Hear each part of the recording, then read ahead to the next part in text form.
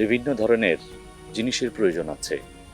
প্রথমত আমাদের অর্থের দরকার আছে, আমাদের শত্রু মোকাবেলা করার জন্যে অস্ত্রের প্রয়োজন আছে, গোলা বারুদের প্রয়োজন আছে। আমরা সেগুলো কোথা থেকে পাবো? আমাদেরকে জোগাড় করতে হবে।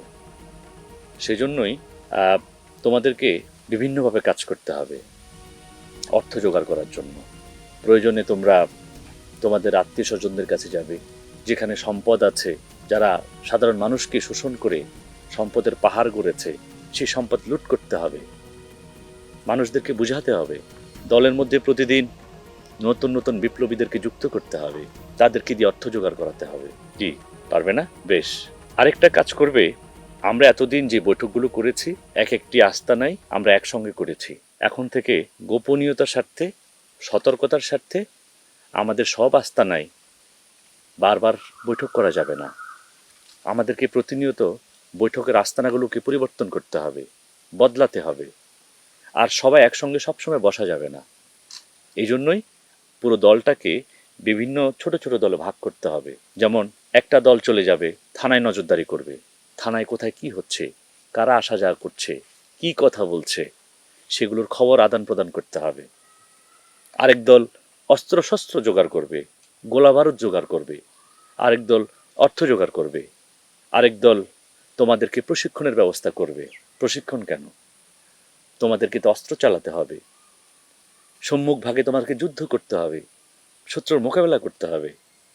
তোমাদের তো অস্ত্র পরিচালনার কোনো অভিজ্ঞতা নেই, তোমাদেরকে সেটা শিখতে হবে। কি বুঝতে পেরেছ? বড় বউ শুনছো নাকি?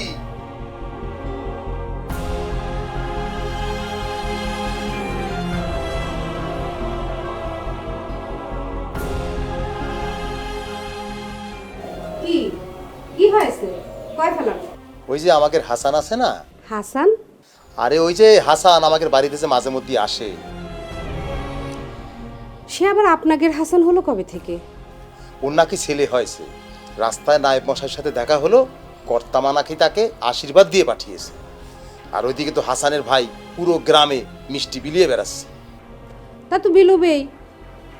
আদিক্ষেতা দেখে আর বাঁচি নে। ঠং ঠং দেখলে মরে যাই।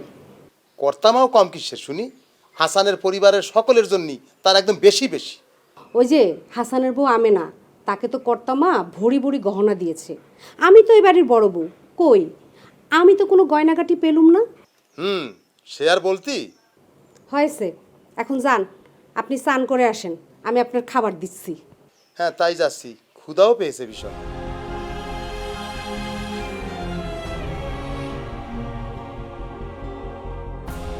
ভয় পাচ্ছ?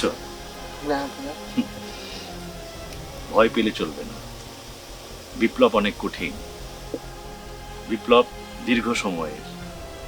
বিপ্লব এই এক জায়গা থেকে অন্য জায়গায়, এক গ্রাম থেকে অন্য জায়গায় ছড়িয়ে পড়বে, এক দেশ থেকে অন্য জায়গায় ছড়িয়ে পড়ে, এক লোকান্তর থেকে অন্য লোকান্তরে বিপ্লব ছড়িয়ে যাবে। আমাদের কাজ একইভাবে পরিচালিত হবে। আমরা কখনো এই গ্রামের মুক্তির জন্য আমরা কাজ করব, আমরা কখনো অন্য গ্রামের মুক্তির জন্য কাজ করব। পুরো গ্রাম যখন আমরা মুক্ত করব, তখন আমরা অন্য অঞ্চলে চলে যাব। বিপ্লব সারা পৃথিবীতে ব্যাপ্তি লাভ